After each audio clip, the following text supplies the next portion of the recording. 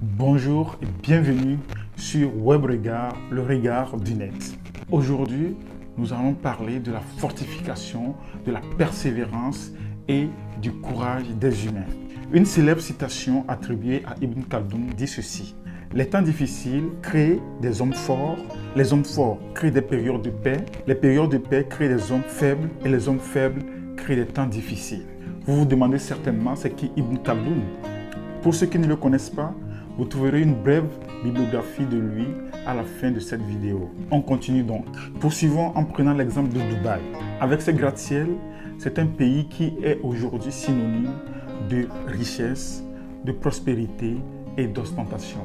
Gouverné par le cheikh Mohammed et sous le commandement de sa famille depuis 1933, Dubaï n'est plus une ville sèche dans le désert, elle est devenue l'une des villes les plus glamour du monde. Mais pour celui qui voit toute cette splendeur, il ne peut imaginer les sacrifices réalisés, les sacrifices consentis par plusieurs générations. La preuve en a été la réponse du cheikh lorsqu'il a été interrogé. Voici ce qu'il dit: mon grand-père montait à chameau, mon père montait à chameau également, je roule en Mercedes, mon fils roule en Land Rover, et mon petit-fils va rouler en Land Rover. Mais mon arrière-petit-fils, lui, s'il ne sait pas faire, va monter à chameau. Le cheikh a compris probablement le sens du proverbe d'Ibn Khaldoun qui a d'ailleurs été transformé comme ceci: les temps difficiles produisent les hommes forts. Les hommes forts engendrent des temps de prospérité et de stabilité. Les temps de prospérité et de stabilité engendrent des hommes faibles. Et les hommes faibles engendrent ou produisent des temps difficiles. En dépit de profiter de tout ce que l'âme humaine peut vouloir, ce milliardaire comprend que ce furent les difficultés de ses ancêtres qui ont mené son pays à être fort et prospère. Cependant, il a tout à fait conscience que la facilité, les avantages et l'absence d'obstacles de ses descendants le rendront faible au point de mettre en péril toutes les conquêtes de la famille. Même les histoires des héros de la foi décrites par la Bible l'attestent, parce que même face à tant de défis, l'orientation de Dieu les a toujours encouragés à se surpasser. À l'exemple de Josué, à qui Dieu dit ceci: ne t'ai-je pas donné cet ordre? Fortifie-toi et prends courage.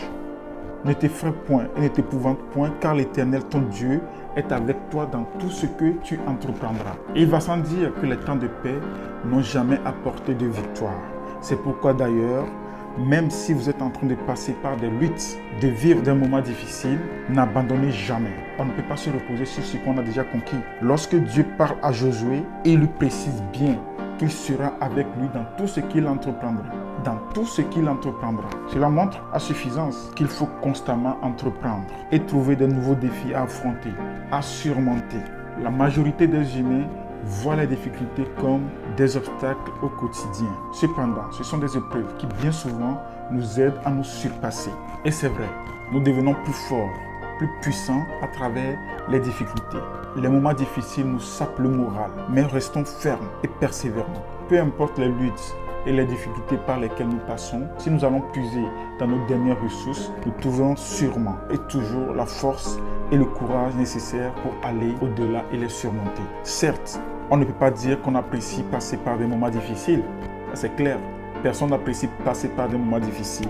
Mais lorsqu'ils surviennent, on n'a pas le choix, il faudra y faire face et c'est ce qui nous rend plus puissants. Et puis tenez-vous bien, ce sont dans ces moments que l'on confie le plus, que l'on s'humilie le plus. Une connaissance à moi disait ceci: mon grand-père allait à vélo, mon père en moto, je me balade en voiture, mon fils pourra se balader à pied s'il vit en pensant que mes biens lui appartiennent. N'a-t-il pas raison? Je vais conclure en disant ceci. Étant parents, nous devons faire vivre nos enfants en les mettant parfois devant des épreuves pour qu'ils apprennent à se débrouiller et à les surmonter, car, dit-on souvent, qui aime bien, châtie bien. Maintenant, je vais à présent répondre à la question: qui est Ibn Khaldoun? Né le 27 mai 1932 à Tunis et mort le 17 mars 1406 au Caire, Ibn Khaldoun est un historien, économiste, géographe, démographe, précurseur de la sociologie et homme d'État d'origine arabe. Issu d'une grande famille andalouse d'origine yéménite et chassé de la péninsule ibérique par la Reconquista, Ibn Khaldoun naît à Tunis à l'époque dominée par une dynastie berbère, les Hafsides, et alors que le Maghreb connaît une paix relative. Après une existence active comme conseiller au ministre des souverains berbères musulmans du Maghreb, Ibn Khaldoun se retire à 45 ans au Caire, alors sous la domination des Mamelouks, où il rédige son œuvre et enseigne. Ne tenant pas en place, il passe par Damas en 1401, peu avant que la ville ne soit assiégée par Tamerlan. Il obtient alors du redoutable conquérant qu'il épargne la vie des habitants. Sa façon d'analyser les changements sociaux et politiques qu'il observe dans le Maghreb et la péninsule ibérique de son époque conduit à le considérer comme un précurseur de sociologie et démographie moderne. Voilà, nous sommes arrivés au terme de ce numéro. Merci d'avoir été fidèle à WebRegard, le regard du net. Je vous dis à très bientôt sur cette chaîne pour un autre numéro. N'hésitez surtout pas à commenter, liker, partager.